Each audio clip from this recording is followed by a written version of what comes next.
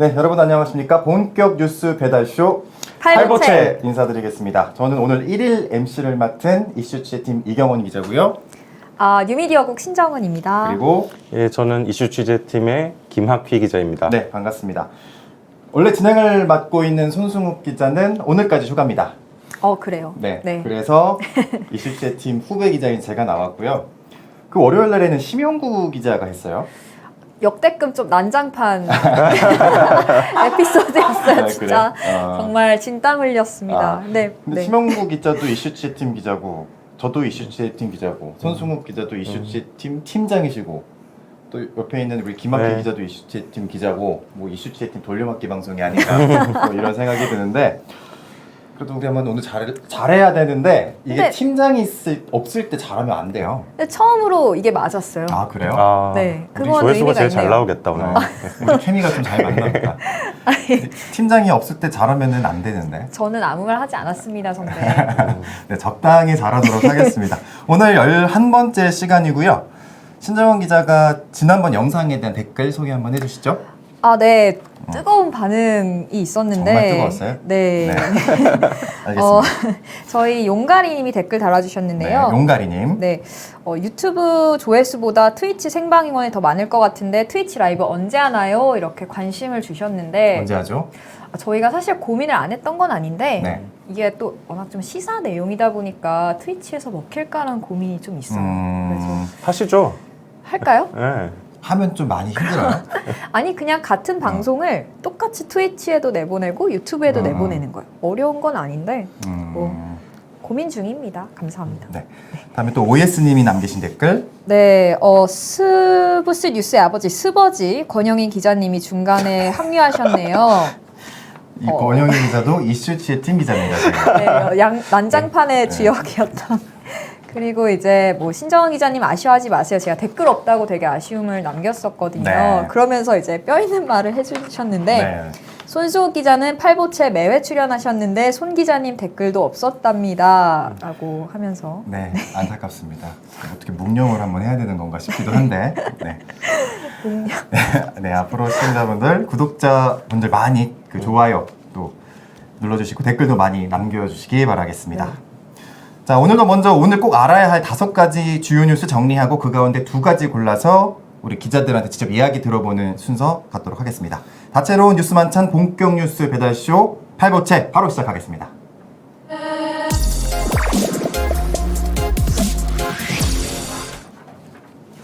네, 첫 순서 영업 비밀 동향 보고입니다. 제가 MC를 오늘 처음이어가지고 막 말이 안 익어요. 그래서 이게 다 보고 얘기해야 돼요. 괜찮아요, 괜찮아요. 영업 비밀 동향 보고입니다. 오늘 넘쳐났던 뉴스 중에서 SBS 뉴미디어국의 데이터 분석으로 고른 5가지 주요 뉴스를 말씀드리겠습니다. 제가 그 데이터 분석하는 거 아까 봤잖아요. 네. 정말 정밀하게 하시더라고요. 네. 너무 정밀해가지고 그런 것으로. 깜짝 놀랐어. 네. 자, 신정원 기자가 정리하겠습니다. 첫 번째 뉴스는요. 네, 국회 한국당 패싱입니다. 그렇죠, 어제 시끄러웠죠. 그렇죠. 자유한국당을 뺀 4+1 협의체가 네. 512조 규모의 예산안을 통과시켰습니다. 한국당은 밤새 농성을 벌였고 오늘 이제 총력 투쟁에 나서겠다고 밝힌 상황인데 뭐 예산안은 일단 통과가 됐고 네. 선거법, 검찰개혁법 등이 남았는데 오늘 일단 열기로 했던 본회의는 취소가 됐습니다.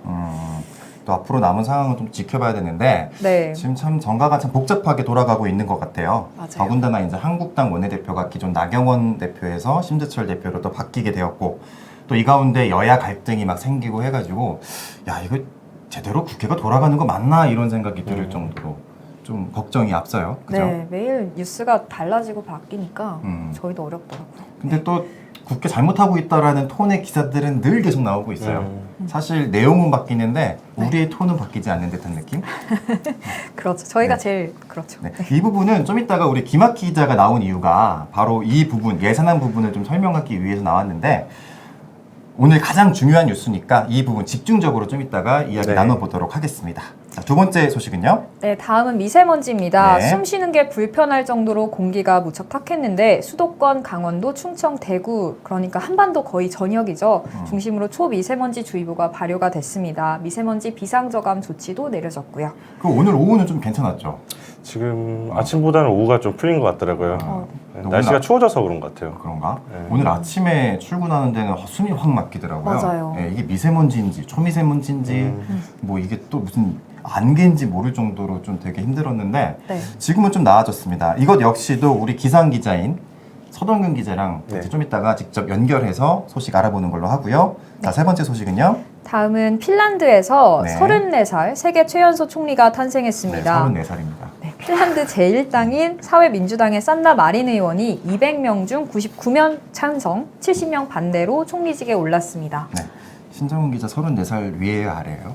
아래입니다. 아래죠. 네. 저랑 비슷합니다. 네. 진짜로? 네. 네, 김학기 기자도 네. 젊으시네요. 제가 총리할 나이가 된 것 같네요. 그러게요. 뭐 우리도 총리도 될 것 같아요. 아, 뭐 시켜주면 해야죠. 잘할 수 이렇게. 있을까? 오늘 신문을 봤는데 되게 신선하더라고요. 네. 여성 맞아요. 총리 사진에 옆에 장관들도 지명을 맞아. 했는데 강요들 맞아요. 말하는 거죠. 30대 여성 장관들이 3, 4명 같이 있어서 사진을 찍었는데 여성 5명의 사진이 상당히 인상적으로 다가오더라고요. 맞아요.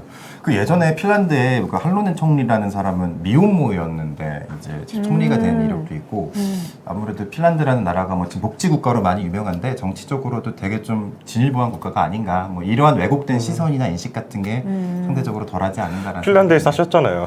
6개월 교환학생을 다녀왔죠. 아, 그래요? 네. 오. 헬싱긴 까오파코로키아 꼬울루라는 학교에서 저희가 6개월 동안 교환학생을 다녀왔는데 제 인생에선 되게 소중한 경험이었어요. 언제 한번 자세한 내용 듣고 싶네요. 네, 상당히 신선한 뉴스였던 것 같아요. 이 자체가. 네. 저도 네. 그래서 이걸 좀 집중적으로 한번 오늘 파헤쳐 보고 싶었는데 아. 미세먼지가 너무 심각하고 예산안 네. 문제가 좀 있어서 이건 다음번에 좀 할 기회가 되면 핀란드 특집으로 한번 하시죠, 선배. 그러면 좋을 것 같아요. 네. 그 저번에 나왔던 화강은 기자도 핀란드 교환학생 출신이에요. 아, 그래요? 네. 저 몰랐어요. 선배도 몰랐고. 저도 몰랐는데 그때 얼핏 얘기 들어보니까 그렇더라고요. 네. 자, 다음 뉴스 전해주시죠. 네, 박항서 매직입니다. 뜨거웠죠? 네, 박항서 감독이 이끄는 베트남 22세 이하 축구대표팀이 동남아시아게임 60년 역사상 처음으로 우승했습니다. 베트남 현지 언론도 이 소식을 대서특필했고 네. 현지 분위기도 굉장히 뜨거웠는데 관중석 곳곳에서 태극기를 휘날리는 모습도 보였었어요. 선수들도 태극기랑 베트남 국기랑 같이 들고 사진을 찍더라고요. 네. 김학규 기자 경기 봤어요? 아, 저는 끝나고 하이라이트를 봤어요. 네. 저는 그 태극기랑 베트남 국기랑 같이 들고서 이런 모습들이 되게 보니까 아, 맞아요. 네. 역시 국뽕이 근데 저희가 네. 히딩크 감독 때는 네덜란드 국기를 들지 않았잖아요. 그러네요. 그래서 재밌더라고요. 그랬던 것 그랬었어요? 같은데. 네. 그때 다 기억이 나요? 다 어릴 적 아니었어요? 아, 저는 기억나죠. 그래. 네, 다음은 넘어가겠습니다. 네. 그러게 빨리 넘어가시죠. 제가 너무 오늘 나이에 대한 이야기를 하는 것 같아서. 네. 네, 다음. 네, 다음. 정세균입니다. 네. 이낙연 국무총리 후임으로 김진표 더불어민주당 의원이 거론이 됐다는 썰이 있었는데 진보 진영에서 반발이 있었습니다. 그쵸. 그러면서 이번에는 청와대가 정세균 전 국회의장을 차기 총리로 검토하고 있다는 일부 보도가 나왔고 40, 50대 검색어 순위에 이름이 올랐습니다. 네, 그러게 오늘 검색어의 순위에 계속 이름이 올라와 있더라고요. 정세균 의원에 대해 전 의장에 대해서요. 또 육선 중진이니까 또 아무래도 또 정치적 영향력도 있고 이번 주 중으로 총리 인선이 과연 될 것인가 이거 한번 좀 지켜봐야 될 것 같습니다. 이렇게 5가지 정리해봤습니다. 이 중에서 우리가 오늘 준비할 거는 3가지죠? 네, 미세먼지, 그리고 박항서 매직 그리고 저희 예산안 김학휘 그렇죠. 선배랑 같이 네, 그렇게 한번 자세히 알아보도록 하겠습니다. 네, 여러분께서는 다채로운 뉴스 만찬 본격 뉴스 배달쇼 800초를 아니 그냥 가도 그냥 될까요? 가요. 네. 뭐라고요? 이렇게 막 멋있게 얘기하려고 편집하지 마요. 편집하지 마. 마. 더 웃겨. 다시 하시죠. 네. 네, 다시 할게요. 편집하지 말아요. 네, 네. 자, 여러분께서는 다채로운 뉴스 만찬 본격 뉴스 배달쇼 8부채를 듣고 계십니다. 자, 이번 순서는 원래 오늘 이거 왜 다 서동규 씨 때문에 그런 것 같아요. 자, 원래 이번 순서는 이슈콜이라고 해서 저희가 그 현장에서 직접 취재하고 있는 기자들을 영상 전화로 연락해서 한번 이야기를 들어보는 시간인데 저희가 무려 3번의 시도 끝에 실패를 해서 서 기자가 직접 회사로 들어온 상태에서 직접 얘기를 듣는 네, 더 자세한 얘기를. 잡아왔어. 컨셉을 좀 바꿨습니다. 근데 오늘 리포트도 있잖아요. 네. 박 기자. 그런데도 불구하고 이렇게 저희에게 시간을 내주셨습니다. 정말 감사드리고요. 우리가 이렇게 방송에서 처음 또 인사하는 사이여가지고 네. 실물로 보니까 아주 인물도 좋으시고 감사합니다. 입사한 지도 얼마 안 된 우리 친구이기 때문에 자 그럼 한번 미세먼지에 대해서 한번 오늘 취재한 것 좀 얘기 한번 여쭤보도록 하겠습니다. 자 오늘 현장 나가보니까 어땠어요? 오늘도 그 오전에는 네. 어제 비가 좀 와가지고 네. 안개가 좀 많이 끼고 미세먼지 농도도 오늘 국외 유입이 좀 있었거든요. 오전부터. 그래서 이제 100마이크로그램을 훌쩍 넘어섰더라고 수도권 지역은. 기준치가 어느 정도죠? 환경 기준치가 35를 넘어서면 이제 나쁨 수준이고. 근데 100이면은 거의 한 3배. 75를 넘어서면 이제 매우 나쁨 수준인데 매우 나쁨 수준 155, 166 이랬으니까 뭐 4배, 5배를 훌쩍 심각했네요. 그러게요. 넘은 수준이었죠. 그래서 이제 앞도 잘 안 보이고 원래는 이제 안개가 끼면 1km 미만 이제 시정 거리를 얘기를 하는데 그것도 잘 안 보이더라고요. 그래서 좀 오전에 해가 좀 뜨고 나서 바람이 좀 많이 불었거든요. 그러면서 이제 안개가 솟아내면서 그나마 이제 조금 시정 거리도 찾고 그랬던 상황이긴 합니다.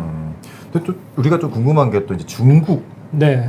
그 인터넷 댓글 보면은 예, 중국 맞아요. 때문이다. 네. 뭐 저감 대책 뭐 해봤자 소용없다. 중국을 잡아야 되는데 그거 못하면서 뭘 하느냐 막 이런 식의 네, 이야기들이 맞아요. 많더라고요. 어떻게 보세요, 서 기자분? 중국의 영향이 당연히 있죠. 네. 당연히 있는데 그게 이제 얼만큼 중국이 이 문제에 대해서 책임을 져야 되냐가 이제 갑론을박입니다. 그쵸. 이제 네. 한중일 공동 연구를 했는데도 불구하고 값이 다 제각기 나왔거든요. 그렇죠. 그래서 그 부분도 문제였는데 이번 3일간 지금 미세먼지가 굉장히 높았는데 이번 미세먼지 같은 경우에는 네. 사실 정확하게 말하면 서해안에서 지금 타고 들어온 거예요. 서해안. 네, 그건 서해안에. 중국 영향 아니에요? 그렇죠. 이제 그럼 이제 네. 서해안에 도대체 미세먼지를 누가 뿌렸냐 이게 네. 이제 문제인데 그 서해안에 이제 먼지가 수렴하기 바로 직전 날 그제인데요. 네. 그제 이제 남풍이랑 북풍이 불었어요. 그러니까 공기가 이렇게 수렴하다 보니까 서해안에 낀 건데 이때 중국의 미세먼지 농도가 굉장히 높았거든요. 200마이크로그램을 넘어섰었습니다. 그러니까 물론 중국 입장에서는 그마저도 우리도 다른 데서 받은 것이다라고 이제 주장할 수도 있겠지만 어디서 봤다? 그런 것도 없죠. 어디서 받아요, 중국? 그래서 뭐 몽골이나 뭐 이런 데서 몽골 이런 데. 하여튼 그렇게 얘기는 할 수 있겠으나 중국은 워낙 자체 미세먼지 그 배출량이 높고 그런 개연성을 따져보면 그때 서해안의 미세먼지도 중국 쪽에서 타고 들어온 게 아닐까. 그리고 이제 그게 이제 남서풍, 어제는 남서풍이고 오늘은 북서풍인데 어제 남서풍을 타고 우리나라에 그런 영향을 미친 게 아닐까라는 생각이 듭니다. 근데 이게 기분 탓일 수도 있는데 날씨가 추우면은 미세먼지가 좀 덜한 것 같고 좀 따뜻하면 또 심해지는 것 같아서 4만3이? 네. 그런 그 이야기. 요즘에 네. 4만3이라는 얘기 많이 하잖아요. 사실 겨울철에는 그게 기분 탓이라기보다는 그게 맞게 몸에 느껴질 수밖에 없는 네. 게 겨울철에 이제 추위에 영향을 주는 게 시베리아 고기압이라고 굉장히 큰 기단이 하나가 있어요. 그게 이제 강하게 북서기류를 이제 내뿜으면은 우리나라에 이제 찬 공기가 들어오면서 우리나라 이제 기온이 뚝 떨어지는 거거든요. 근데 이제 바람이 들어오니까 미세먼지가 있던 곳도 날아가게 됩니다. 근데 상대적으로 그런 찬 공기의 영향이 적은 상대적으로 겨울철에 따뜻한 날씨들이 있잖아요. 그런 날, 오늘 같은 날들은 미세먼지가 들어와도 바람이 없기 때문에 해소될 확률이 없거든요. 그렇기 때문에 좀 따뜻한 날에는 바람이 적게 불어서 미세먼지가 높게 느껴지고 추운 날에는 바람이 많이 들어와서 추운 거기 때문에 미세먼지가 없어서 또 그렇게 느껴지고 결국 바람이 변수고 예. 네, 그러니까 인과관계까지는 아니더라도 네, 상관관계는 있다. 네, 이렇게 상관관계는 있다고 좀, 얘기할 수 있겠습니다. 그래서 요즘 4만3이라는 말 진짜 많이 네. 쓰긴 해요. 쓴 지 얼마 안 된 것 같은데 예전에는 뭐 4만 4, 5년인데 그러니까요. 3만 4원이 3만 그래서 4원이로. 또 지금 날씨가 좀 따뜻한데 내일 또 미세먼지가 물러갔으니까 네. 혹시 내일 또 매우 추워질 거다 막 이런 얘기. 제가 사실 날씨는 제가 제대로 못 보고 들어왔거든요. 네. 그래서 4만3이가 내일도 맞을까요? 네, 실제로 근데 내일도 이제 날씨가 떨어지고요. 기온이 오늘 떨어지는 거죠? 오늘 네. 오전에 서울 농도를 보니까 10시에 최고 농도를 찍었더라고요. 10시? 네, 지금은 10시에 서울이 한 150 정도를 좀 넘어섰었는데 제 오후는 좀 괜찮아진 거죠? 네, 제가 15시를 보니까 50m로 조금 떨어진 상태입니다. 굉장히 많이 떨어졌는데 이제 계속 이렇게 떨어지면서 한 18시가 넘어가면은 보통 수준으로 이제 들어올 걸로 예상이 됩니다. 이게 다 그 오늘 아까 제가 오전에 말씀드렸던 북서기류를 타고 들어온 그 기류 때문인데 북서기류를 타고 들어오다 보니까 먼지가 남동진에서 현재 지금 충북 지역은 좀 높은 상황이고요. 중국 지역. 계속 이게 남동진을 하다가 다 내려가면은 이제 우리나라 오늘이랑 이제 내일 새벽까지 해서 미세먼지는 다 갤 걸로 예상이 되고요. 네. 그 공기 자체가 찬 공기다 보니까 기온은 또 뚝 떨어져서 내일부터는 또 추운 체감 온도를 느끼실 수가 있을 것 네. 같습니다. 손흥민 기자가 빨리 이제 뉴스 준비를 해야 되니까 네. 마지막 질문 하나만 여쭤보고 그래도 나오셨으니까 기상 전문 기자신데 네. 내일 미세먼지 예보 한번 해주시고 가시죠. 네, 내일은 미세먼지가 보통에서 좋음 수준이고요. 보통에서 네, 좀 아까 말씀드렸다시피 오늘 들어온 북서기류를 타고 지금 남동진을 하고 있습니다. 내일 새벽까지는 아마 네. 일부 남부지방에는 나쁨 수준이 있을 것 같은데 일시적으로 이제 나쁨 수치가 올라갈 것 같고요. 시간이 좀 더 지나서 아침에는 이제 전국이 보통에서 좋음 수준으로 회복할 것 같습니다. 네, 감사합니다. 네. 네, 지금까지 또 할 말 있으세요? 네. 빨리 아니, 뉴스만 들어야 궁금한 게 되는데. 네. 아니 미세먼지 취재가 나은지 추위 취재가 나은지 그게 궁금했어요. 그거 하나만. 나는 추위 취재. 나는 미세먼지 미세먼지가 나요? 예. 낮다는 게 글쎄. 수월하다. 수월하다. 뭐 신정훈 기자는 뭐가 더? 저는 그 추운 게 나은 것 같아요. 나도 추위가 나. 기상 전문 기자는 어떤지 궁금한데 그걸 저 사실 그 마스크를 당연히 들고 다니는데 촬영하고는 좀 바쁠 때 마스크를 계속 못 꼈어요. 어제 하루 종일 마스크를 못 껴 돌아다녔는데 목이 진짜 너무 아프더라고요. 지금도 목이 그렇죠. 가지고 목이 원래 그래서 저는 추위를 선택하겠습니다. 추위. 인터뷰 잘해줘요 시민들이. 매달리죠. 전 예전에 추위 중계차 타고 항상 추위 스케치를 나가면은 막 욕해. 네. 선배만 그래. 네, 진짜. 스킬이 별로 없나 보네요. 자꾸 이렇게 계속 이야기 시켜서 죄송합니다. 여기까지 하겠습니다. 네, 지금까지 오늘 심각했던 미세먼지에 대해서 현장지에 나갔던 서동균 기자와 함께 얘기 나눠봤습니다.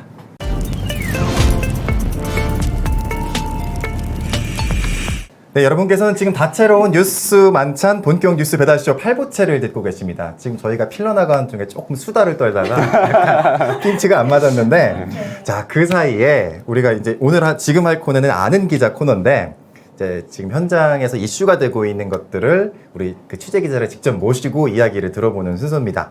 박항서 매직에 대해서 우리 또 스포츠부의 비주얼 담당을 하고 있는 바로 포즈에 나왔죠. 비주얼 담당을 하고 있는 우리 이정찬 기자한테 박항서 매직에 대한 이야기 한번 들어보도록 하겠습니다. 네, 반갑습니다. 네, 반갑습니다. 이 비주얼 담당 맞죠? 실시간 댓글이 안 올라와서 참 아, 다행이에요. 그렇죠. 아닙니다. 근데 그 박항서, 저 지금 아까 취재하다가 좀 듣기로 박항서 감독이랑 좀 인연이 있다면서요? 개인적인 인연도 있고요. 네. 당연히. 저 처음 기자 생활을 막 시작했을 때 네. 뭐 박항서 감독하고 당연히 취재를 하게 됐는데 네. 저를 좀 좋게 보였었나 봐요. 그래서 왜? 당시에 저를 중매거리려고 왜냐고 묻지않나요? 왜 좋게 봤지? 기사를 잘 썼나 보지 뭐. 그래요? 저를 진짜 중매를 서시려고 하셨어요. 진짜로요? 정말요? 근데 또 이제 축구인의 그러니까 네. 그 굉장히 뭐 아름다우시고 뭐 공부도 많이 하신 분, 그러니까 따님을 두신 다른 축구인의 아버님께 이제 부탁을 드려서 저를 이제 중매를 서시려고 했는데 네. 그분이 거절하셔서. 그러니까 박항서 감독님은 네. 저를 좋게 보신 거죠. 근데 중매 이렇게 할 정도면은 정말 각별하지 않으면 어렵죠.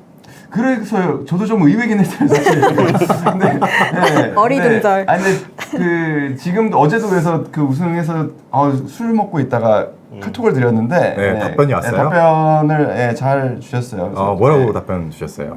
고맙습니다, 이 기자님 하고 이렇게 늘 이렇게 저희 아버지 뻘보다는 물론 조금 어리시긴 하지만 기자님이라고 하면 그렇게 별로 안 친한데? 친한 거 아니에요? 카톡으로는 카톡으로는? 뭐 그 작년에 저희 스키컵 우승할 때도 베트남 현지에서 그때 뵀었는데 현지에서 직접 뵀어요? 인터뷰도 했었잖아요. 잘해주세요. 예. 아주 근데 저뿐만 아니라 네. 모든 기자들한테 잘해주세요. 정이 굉장히 많으신 분이고 예, 그리고 이렇게 어려우실 때가 많았거든요. 박항서 감독님 지도자 인생에 네. 경질된 사례도 굉장히 많았죠. 그렇죠. 예, 맞아요. 그럴 때 이제 연락을 드리면 사실 뭐 어려운 상황에서도 늘 이렇게 따뜻하게 대해주시고 그리고 뭐 소주 한 잔 사주시고 뭐 굉장히 기자들하고도 가깝게 지내시던 분도 아시게 된 게 어디 계셨을 때였어요? 박항서 감독이. 제가 이제 2009년 10년 요때니까 아마 전남에 계셨을 전남에 때일 계셨을 거예요. 때. 네. 아니 이게 더 재밌다. 우리가 질문 안 하고 그냥 우리 박항서 감독을 아는 기자. 네. 박항서 감독에 대한 얘기를 듣는 게 낫지 않나 싶은데 그러게요. 그래도 네. 핵심적인 건 좀 짚고 넘어가야 되니까요. 네네. 네. 어쨌든 우리가 이제 오늘 이정찬 기자를 불러놓고 박항서 감독에 대한 이야기를 들으려고 하는 이유는 바로 어제 경기 때문이었죠. 네. 소개를 해주시자면 그 무슨 경기였죠 이게? C게임이라고도 합니다. 네. 그러니까 쉽게 우리에게 익숙한 표현으로 한다면 네. 동남아시안 게임이라고 할 수 네네네. 있죠. 그러니까 우리 아시안 게임이라고 이제 종합 대회가 있듯이 네네. 동남아시아 국가들이 모여서 하는 동남아시아판 아시안 게임이라고 생각하면 돼요. 되게 열기가 엄청난가 봐요. 열기뿐만 네. 아니라 그러니까 이게 그 사실 베트남이라는 스포츠의 수준을 보면 네. 올림픽이나 아시안 게임에서 뭐 국악을 나타내기는 사실 조금 어렵잖아요. 그렇기 때문에 어떻게 보면 인접한 국가들끼리 그들만의 어떻게 보면 리그가 좀 더 치열하고 좀 더 관심이 있는 거죠. 그러니까 박항서 감독님이 올 11월에 사실 재계약을 했잖아요. 네네. 그러니까 뭐 베트남에서 워낙 뭐 새로운 역사들을 많이 쓰셨으니까 그렇죠. 재계약은 당연한 거였고 네. 당시에 이제 우리 얼마 전에 이제 문재인 대통령하고 정상회담을 하시고 그 다음에 자주 박항서 감독님을 안아주시는 걸로 이제 우리에게도 좀 낯이 익은 분인데 응우엔 썽푹 총리 그러니까 박항서 감독님하고 굉장히 가까우세요. 그래서 분기에 한 번 정도는 이제 식사도 같이 하시고 그런다고 네. 하는데 이번에 재계약을 할 때 우리에게는 사실 월드컵 본선 진출보다도 이 대회 우승이 더 가치가 있으니까 이 대회 우승에 좀 더 신경을 써달라라는 그 정도로. 부탁을 하셨다고요. 사실 굉장히 부담이 컸을 거예요. 그런데 3대 0. 그죠? 3대 0. 대회에서 일단은 이 대회가 그렇게 조직적으로 잘 갖춰진 대회는 아니어서 사실 치르기 굉장히 어려운 대회입니다. 그 종합대회의 모든 구기 종목들이 기본적으로는 월드컵 같은 축구 대회보다는 좀 어렵게 치러지는 편인데 네. 일단 A조, B조 11개 팀이 A조, B조로 나누었는데 일단 A조에는 5팀, 5팀, 6팀. B조에는 6팀. 한마디로 B조가 더 불리하죠. 그러네요. 이게 또 공평하지가 네, 않습니다. 그러네. 그래서 이 조별리그를 5경기를 치러서 여기에서 상위 2팀, A조 상위 2팀이 나와서 4강을 치르는데 뭐 베트남은 또 운이 별로 좋지 않게도 B조에 있었어요. B조에 있었는데 일단 무패로 올라갔고 이틀에 한 번 거의 골로 경기를 치렀거든요. 네. 그리고 뭐 경기장이 인조잔디 경기장이고 그래서 선수들이 부상 위험이 굉장히 높은 가운데서도 한 번도 지지 않고 그리고 결승에서는 저렇게 완벽한 경기력으로 이제 우승을 한 거죠. 근데 또 중간에 퇴장당했잖아요. 네. 그죠? 저도 어제 경기를 후반전 부분은 봤는데 지금 나오네요. 그림이 네. 나오는데. 되게 예. 막 어떻게 보면 거친 리액션을 하시면서 퇴장을 당하시더라고요. 저도 그 관중석으로 맞죠. 가시더라고요. 박항석 감독이 그렇게 막 성격이 불같은 분이 아닌 걸로 알고 있는데. 아, 불같은 분이세요. 아, 그래요? 네, 불같은 분이세요. 허공에 막 주먹질. 예, 또 퇴장당할 때 상황을 좀 설명해 주세요. K리그에서도 징계도 굉장히 많이 받으신 그러셨어요? 분이고요. 잘 못 참으세요. 그리고 그때 상황은 어떤 상황이었어요? 그 어떤 상황이었냐면 네. 3대 0으로 일단 앞선 상황이었어요. 네, 네. 3대 0으로 앞선 상황인데 베트남 선수가 이제 상대 선수의 거친 이제 행동 때문에 네. 경기장에 이제 부상을 당해서 이제 부상해서 누워 있는 상황이었는데 그 경기에서 그 상황에서 심판이 제지나 어떤 경기를 멈추는 행동을 보이지 않자 강하게 이제 어필을 하다가 사실은 그 박항서 감독이 저런 경우가 좀 잦으세요. 아, 그래요? 네, 근데 이 장면 보시면 아마 네. 어떤 분들은 떠올리셨을 수 있을 거예요. 그러니까 박항서 감독에게 지도자로서 영감을 가장 많이 주신 분 아무래도 히딩크 그렇죠. 감독이겠죠. 네. 2002년 히딩크 감독이 보여줬던 모습 많이들 기억하실 텐데 스페인전에서 우리 경기가 좀 잘 안 풀리고 네, 네. 우리가 좀 밀리고 근데 0대 0. 네, 0대 0 상황에서 히딩크 감독이 굉장히 강하게 그러니까 테크니컬 에어리어라고 해가지고 감독이 있을 수 있는 공간을 넘어서서 네. 어필을 하시고 막 그랬잖아요. 그러니까 심판이 다가오니까 나 물 마시러 나온 거였다라는 제스처를 취하기도 했었고 그런 의미는 있었을 거라고 저는 봐요. 그러니까 이기고 있는 상황이었고 네. 사실 굳이 저런 강한 어필이 필요했을까라고 생각한다면 아마도 선수들에게 휴식 시간을 주려는 게 조금 있었을 수도 있고요. 그런 그러니까 약간 의도적인 흥분. 네. 그럴 수 있다. 네, 그리고 어떻게 보면 감독이 퇴장을 당하더라도 네. 선수들만 우승을 하면은 목표를 이루는 거기 때문에 네, 네. 뭐 얼마든지 할 수 있는 액션이었던 것 같고 조금은 계산된 액션이 아니었나라고 저는 생각합니다. 근데 궁금한 게 퇴장을 당하면 네. 감독은 관중석으로 그렇게 이렇게 네. 섞여 들어가나요? 뭐 응원 단장 느낌이 난다는 어떤 캐스터의 설명도 있었는데 아니 실제로 이제 박항서 네. 감독이 이제 관중석으로 오니까 팬들은 더 난리가 났죠.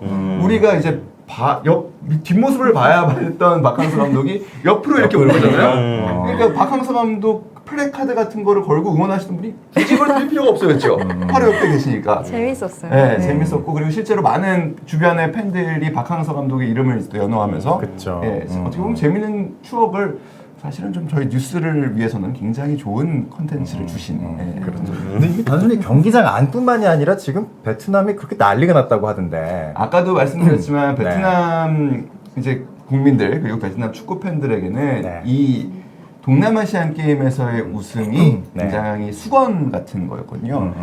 그 1회 대회였죠. 1회 대회에서 월남 시절입니다. 그러니까 월남 시절에 우승을 한 뒤로 단 한 번도 우승을 하지 못했었기 때문에 이 대회에서 좀 우승을 하기를 많이들 바랐었고 그렇게 해서 또 우승을 하고 나니까 베트남에서는 당연히 예, 지금 현재 굉장한 열기라고 해요. 그러니까 통일 이후로 첫 우승이라고 그렇죠. 표현을 하더라고요 기사에서. 아무래도 그쪽 입장에서는 그 월남이 통일을 하는 게 아니잖아요.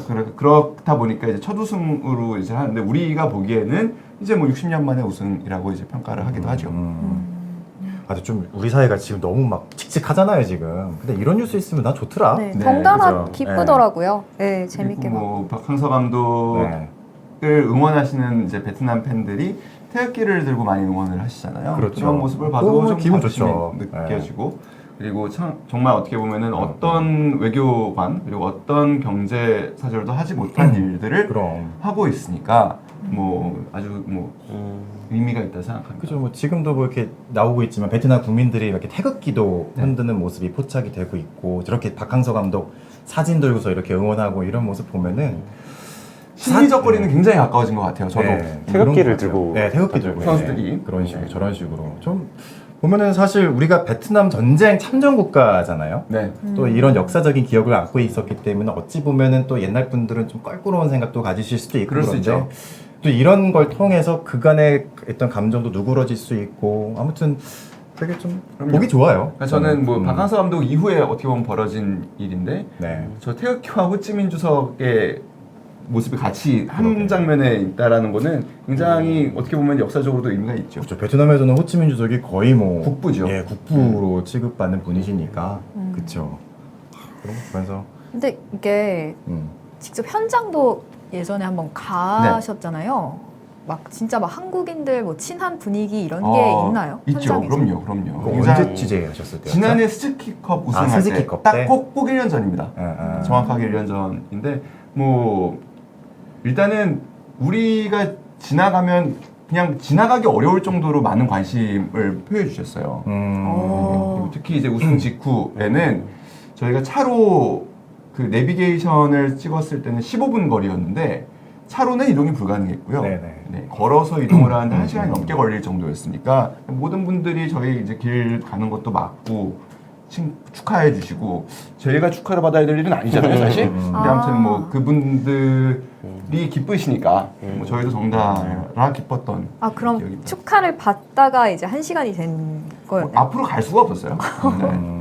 아니 저 예전에 저 그 북미 정상회담이 베트남 하노이에서 있었잖아요. 아, 그때 네, 갔을 네. 때도 제가 이렇게 돌아다니고 있으니까 박항서 이런 네. 얘기를 하시더라고요. 오. 그래서 사실 우리가 약간 우리 뉴스 보면은 저거 좀 가장된 거 아니야? 막 우리도 기자니까 그쵸. 이런 생각이 드는데 막상 현장에 가니까 다들 그런 얘기 뒤에 들리고 하니까 좀 뭐랄까 뭐 자부심도 느끼게 되고 그렇게 생각도 드는 것 같아요. 작년에 같이 갔지만 자카르타 아시안 게임에 저도 갔었거든요. 아. 그때 인터뷰를 서로 해주셨어요. 그러니까 박항서. 그래서 상당히 일이 수월했던 기억이 있어요. 그럼요. 아, 그때 축구 경기 때문에. 네. 그 실제로 그런 사례들이 굉장히 많거든요. 네. 그 차범근 감독이 은퇴한 지가 수십 년이 지났지만 네. 독일과 한국의 연결고리에서 차범근이 하는 역할이 굉장히 큽니다. 그렇죠. 그래서 네. 실제로 최근에 독일 정부로부터 훈장도 받으셨잖아요. 그러니까 스포츠인으로서 받았다기보다는 진짜 그 두 나라를 가깝게 하는 공로를 인정받으신 거거든요. 그러니까 이런 박항서 감독도 그런 역할을 하고 계신 거죠. 하기자 차범도 프랑크푸르트 가면은 모르는 사람이 없다 그러대요. 그럼요. 네. 저 예전에 저희 SBS 다큐멘터리도 네. 그때 한번 했었는데 깜짝 놀랐어요. 배성재 아나운서와 함께 갔던 네. 개인적으로 궁금한 게 박항서 감독님이 감독으로서 정말 탁월한 능력이 있어서 저렇게 되는 건지 어떻게 보세요? 한 번은 우연일 수 있죠. 감독을 맡아서 어떤 팀을 순식간에 바꾼다라는 거는 현실적으로는 다들 어렵다고 얘기를 하는데 그래도 뭐 선수들과의 관계, 뭐 새로운 또 문화를 이제 입혀서 한 번 정도는 뭐 그럴 수도 있다고 매직일 수 하지만 있는데, 매직일 수 있지만 지금 계속되고 있잖아요. 놀라울 정도죠. 그러니까 맡아서 처음으로 베트남을 23세 이하 챔피언십에서 AFC 주간대회 첫 결승 진출을 이끄셨고 그때가 이제 제일 아무튼 컸고요. 그 다음에 성인 대표팀을 스키컵에서 역시 동남아시아 축구 대회입니다. 그래서 우승을 했고 아시안 게임에서는 첫 4강을 이끌었고 그렇죠. 그렇죠. 그리고 맞아요. 지금 네. 이 대회까지 뭐 이런 일은 흔한 일은 아닙니다. 가장 큰 강점이 뭐라고 보세요? 박항서 감독의 지도력? 박항서 감독은 저는 그 부분인 것 같아요. 베트남 저하고 그때 한번 사석에서 따로 얘기를 한 적이 있는데 베트남 선수들이 자신감이 많이 없기는 하지만 네. 자존심은 굉장히 센 선수들이라고 해요. 자존심, 자부심 이런 건가요? 그렇죠. 그러니까 그렇기 때문에 자신감이 없어 보이고 좀 위축돼 보인다고 해서 무시를 해서는 절대 안 된다고 하시더라고요. 선수들이 패배의식이 굉장히 컸죠. 뭐 피파 랭킹으로 하면은 100위권 한참 바뀌고 뭐 동남아시아에서 만나든 아시아에서 만나든 이기는 일보단 지는 일이 더 많으니까요. 근데 그 박항서 감독이 그들의 자존심을 지켜주면서 팀을 이끄는 데에서 굉장히 탁월한 부분을 두각을 나타내신 것 같아요. 그러니까 이번에도 우승의 원동력이 뭐냐라는 그 이제 현지 기자들의 질문에 베트남 정신이다라는 이야기를 했어요. 베트남 정신이 뭔지 정확하게 뭐 한마디로 정의를 하기는 좀 어렵겠지만 가장 큰 부분은 어떤 상황에서도 포기하지 않는 부분인 것 같아요. 그러니까 우리 월남 전쟁, 베트남 전쟁에서도 우리가 알 수 있듯이 미국을 상대로 승리한 나라잖아요. 그러니까 그런 부분에 대한 자부심이 굉장히 큰 국가입니다. 경제적으로 지금 아직 어려움이 많고 물론 빠른 속도로 발전하고 있지만 그러니까 그런 베트남 국민들의 그리고 베트남 선수들의 자부심과 자존심을 굉장히 치켜 세워주면서 그러면서도 또 그들의 자신감은 더 갖게 하는 그런 것들이 그리고 그런 과정에서 이제 정말 아버지처럼 따뜻하게 다가갔던 부분. 아까 그 퇴장당한 모습도 베트남 현지 언론에서는 마치 새끼를 보호하는 닭처럼 싸웠다라는 표현을 쓰더라고요.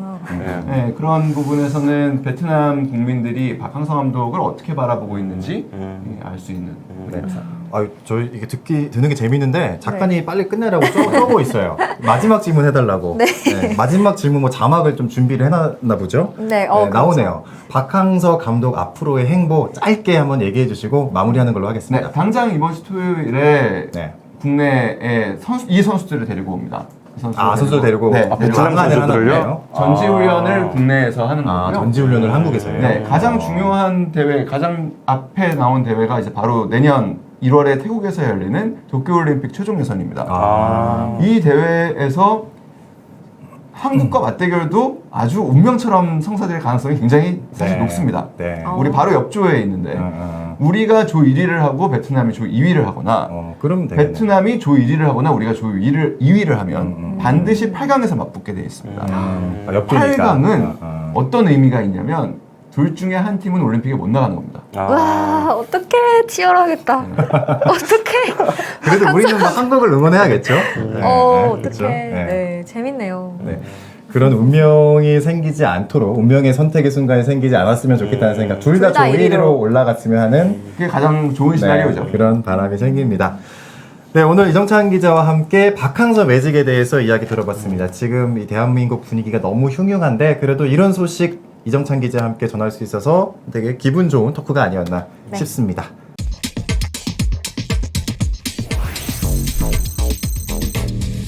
와우. 네, 여러분께서는 다채로운 뉴스 반찬 본격 뉴스 배달쇼 팔보채를 듣고 계십니다. 이번에는 말실수 안 하려고.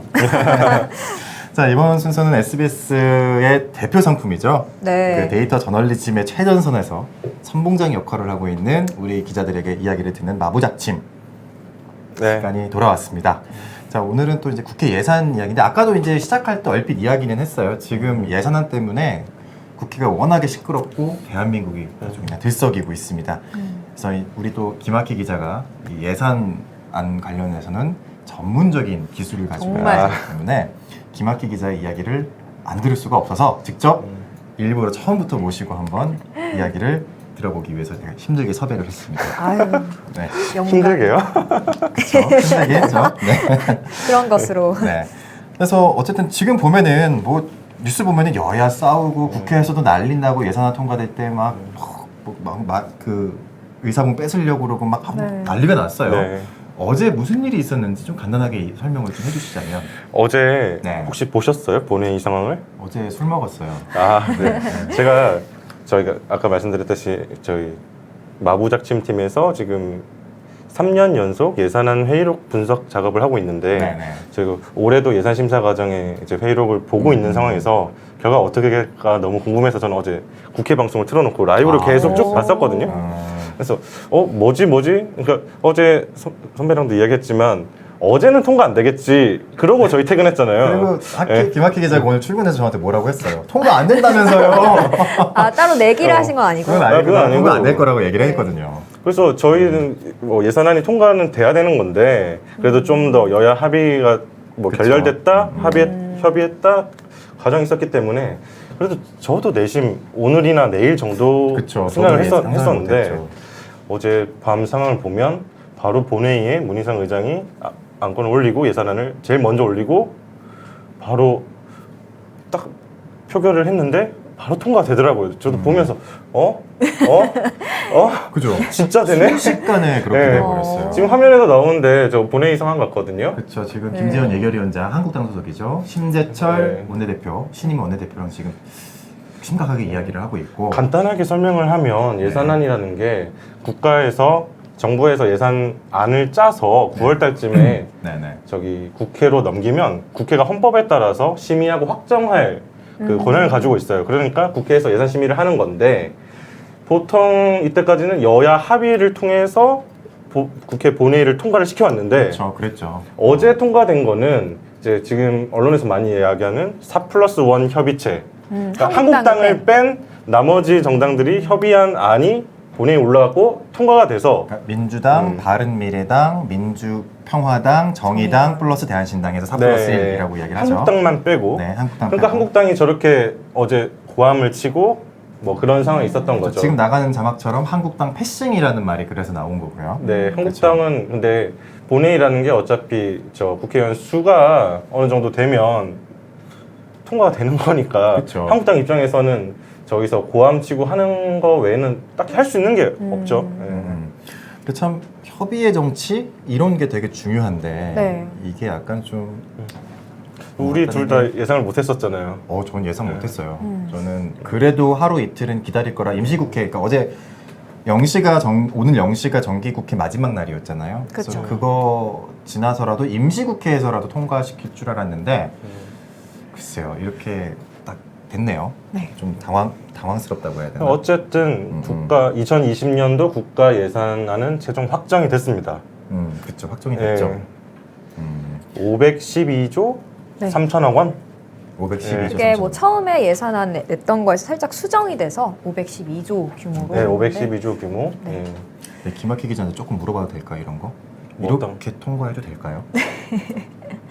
아, 비판이 근데 실제로 있었어요. 뭐 날치기라는 네, 뭐 얘기라든지 한쪽은 날치기라고. 졸속이라든지 그런 워딩들이 나왔었고요. 한국당 쪽에서는. 그쵸. 근데 근데 이게 500조면은 되게 큰 돈이잖아요. 네. 1년의 살림살이인데 가장 어찌 보면은 1년 중 가장 중요한 본회의거든요.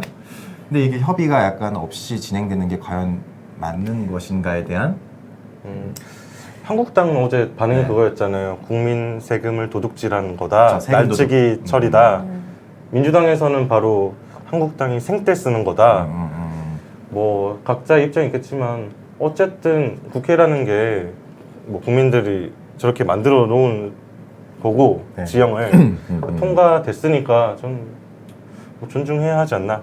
비판받을 지점은 분명히 있지만 예. 그렇죠. 절차적으로는 또 네, 뭐 상황을 살펴봐야겠는데 뭐 불법이다, 뭐 고발하겠다 이런 얘기도 하더라고요. 네, 뭐또 탄핵 이야기도 그렇죠. 나오더라고요. 네. 뭐 경제부총리랑 문희상 의장을 향해서 탄핵을 하겠다, 뭐 이런 식의 아무튼 복잡하게 돌아가고 있는데 그래도 이제 김학휘 기자 같은 경우에는 그 회의록에 대해서 그 다른 기자들에 비해서 훨씬 정밀하게 봤던 경험이 있으니까 네. 회의록을 봤을 때 이번에 여야 협의 점수 준다면 어느 정도 주고 싶어요? 100점 만점에. 제가 이제 회의록 보기 시작한 지 3년째인데 네. 최악 같아요. 최악이요. 어. 네. 이를테면 협의가 제대로 안 되는 상황이니까. 네, 네. 네. 그리고 더 문제는 회의록에 남기지 않는 그 깜깜이 심사라고 해야 되나요? 뭐 소소위 간사 네. 협의체 뭐 이런 거 말씀하시는 거죠? 네. 그거는 속기록도 안 남기고 그쵸. 언제 어떻게 하는지 우리가 알 수 있는 방법이 없잖아요. 음. 그러니까 이번에 조금 더 질적 분석을 해봐야겠지만 이번에 깜깜이 심사가 훨씬 많을 것으로 추정이 됩니다. 안 그래도 그래서 또 이제 총선 전이기 때문에 SOC 예산 있잖아요. 그러니까 그 사회간접자본? 사회간접자본. 네. 그러니까 뭐 건설, 토목 이런 도로 뭐 이런 예산들을 국회의원들이 자기 지역구에 유리한 예산이라고 해서 이렇게 끌어오는 게 총선 전이라서 되게 많을 것이다라는 예상이 있었는데 아니나 다를까 이 난장판에도 불구하고 원래 정부안은 한 2조 3천억 원 정도였는데 네. 원안보다 9천억 정도, 1조 원 가까이 늘었더라고요. 맞죠? 맞아요. 네. 정부가 처음에 국회에 제출했던 SOC 예산이 22조 3천억 원 수준이었는데 네. 이제 9천억 원 정도 증액돼서 이제 통과가 됐고요. 그렇죠. 반대로 증가된 게 있으면 빠진 게 있을 테니까 네. 뭐가 빠졌어요? 그 보건복지 고용 분야에서 네. 1조 정도가 감액됐습니다. 복지 분야에서 네. 빠졌다. 근데 이게 뭐 민원 예산이라고도 할 정도로 표심에 영향이 있는. SOC 예산을 네. 말씀하시는 건가요? SOC 예산이라는 게 보통 어디에 건물을 짓고 도로를 깔고 뭐 이런 그렇죠. 눈에 보이는 거잖아요. 네.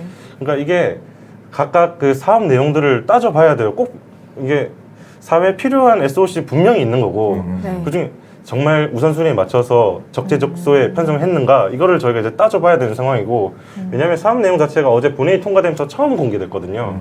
그래서 이제 저희는 지금 그 분석하는 작업을 이제 시작을 했습니다. 근데 작년도 아니구나. 올해 초에 이제 그 회의로 전수 분석 리포트를 직접 했을 때 이 좀 의심되는 예산에 대해서 직접 김학휘 기자가 의원들 찾아가가지고 이렇게 물어보고 그랬었잖아요. 네. 그때 의원들 반응이 어땠어요? 의원들은 그렇게 네. 썩 기분 나빠하지 않아요. 좋아해요. 그래요? 어떻게 생각하냐면 이게 너 지역구 예산을 당신이 밀어넣은 거 아닙니까? 속으로는 뭐 이런 이유를 대는데 내심은 그거라고 하더라고요. 그러니까 어차피 지역구에서 나 뽑아줄 사람들은 고생했다고 생각한다. 우리 의원 잘했다. 득실이 있는데 득이 많다. 국민들의 비판을 해도 지역구에서만 표 주면 되잖아요. 지역구 의원은. 그렇게 생각할 수 있겠네요. 저도 정당팀 출입했을 때 네. 이런 경험이 있었어요. 자기 욕하는 기사 써달라고. 근데 그 얘기 들었어요, 진짜. 네, 지역구 네. 예산에 이만큼 끌어왔는데 어차피 이렇게 지상파 뉴스에서는 뭐 이거 끌어왔다 이런 뉴스 못 쓰잖아요. 그러니까 어떤 의원이 자기 지역구에 이렇게 끌어왔다. 그래서 막 비판해달라는 기사를 써달라고. 정치인들은 부고 기사 말곤 다 좋아한다. 이런 말까지 저는 들었어요. 선배들한테. 맞아요. 그런 가설을 난 증명해보고 싶어요. 데이터 저널리즘으로. 모든 기사를 봐서. 예. 저도 그래서 그런 경험이 있어서 좀 그때부터는 제가 이름을 안 밝히고 기사를 써요.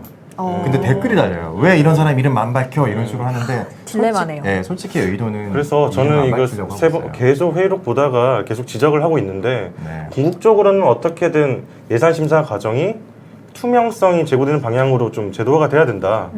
회의록은 다 남겨야죠. 국민들이 낸 세금인데 어떻게 쓰이는지 알아야 될 거 아닌가요?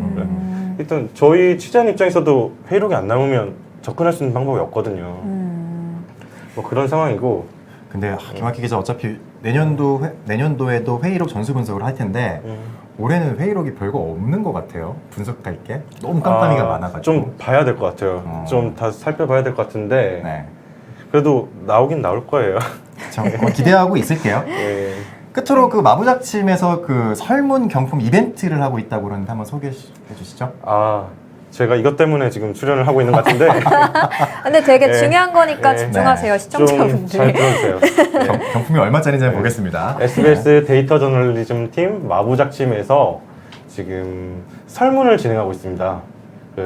SBS 뉴스 홈페이지 오셔서 배너를 클릭하시면 저희가 이제 앞으로 뉴스레터 좀 서비스를 해보고 싶어서 미리 사전 설문을 받고 있는데 경품이 많이 걸려 있으니까 좀 설문에 많이 참여해 주셨으면 좋겠습니다. 어떤 경품인지 예고 좀 해주시죠. 그게 중요할 것 같은데. 경품 다 나와 있어요. 거기에 아, 근데 아, 그래요? 궁금하니까요. 뭐 제일 팔보채 독점 공개. 갤럭시 탭이 이제 제일 오. 최상위 오. 좋네요. 경품이고요. 네, 좋네. 그 밑에 뭐 구글 홈 미니 아. 구글 홈 미니. 뭐 상품권도 있고요 밑으로는. 네네. 네. 아무튼 마부작침 좀 많이 설문에 응해주세요. 네, 그 팔보채 시청자분들께서 꼭 참여해 주시리라고 믿습니다. 지금까지 마부작침 김학휘 기자와 예산안 이야기 나눠봤습니다.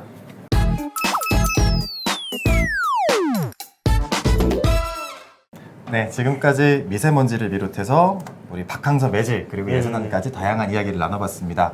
오늘 뭐 제가 1일 MC여가지고 미숙한 점이 참 많았는데 네, 좀 팔배채. 네, 팔불출? 팔불출. 아, 팔불출이라고 했나요? 네. 그러게요. 아 이거 다시 한번 사과 말씀 드리겠습니다.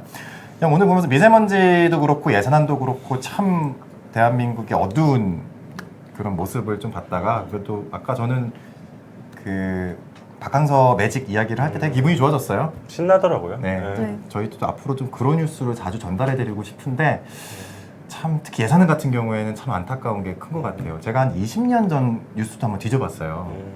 그랬더니 기사가 똑같아요. 아, 밀실 그래요? 심사했다, 뭐 깜깜이 심사했다. 저도 답답하더라고요. 항상 네. 소소히 비판을 하는데 그렇죠. 그 국회가 지금 바꿔야 되는데 자기들이 안 하고 있는 거잖아요. 서로 책임만 미루는 것 같아요. 저는 처음에 그래서 우리가 안 바뀌었나? 기자가 안 바뀌어서 기사가 똑같은가라고 처음에 살짝 생각을 했다가 아무리 봐도 국회가 안 바뀐 게 더 큰 것 같다는 생각이 네. 들더라고요. 일단 그래서 저희는 분발하는 것으로. 네, 저희도 분발해야 되지만 국회도 꼭 분발해 줬으면 좋겠습니다. 500조라는 돈 우리가 정말 힘들게 모아서 낸 세금이니까 그 돈 알차게 써줘야겠죠. 네, 여기까지 하겠습니다. 시청해 주셔서 감사합니다.